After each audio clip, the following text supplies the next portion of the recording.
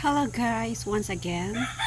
Good morning, good afternoon sa lahat ng mga subscribers and viewers ng Gabriel Kisses Vlog. Once again guys, papakita ko ulit sa inyo itong mga furnitures namin. Ito po, unfinished product pa po ito. This is unfinished product.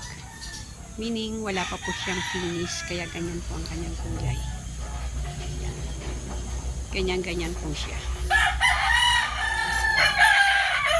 Oh, maingay yan guys.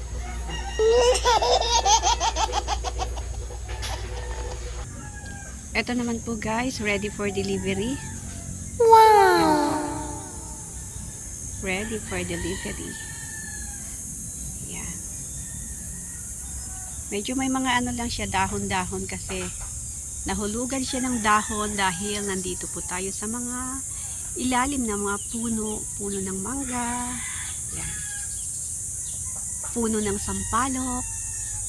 Yan guys. Yan guys. Kasama din po siya sir for delivery today. Wow! Chest thrower.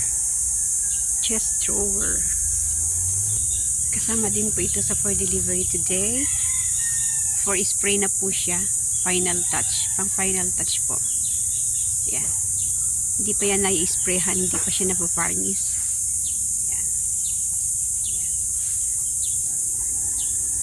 For varnish na po yan guys.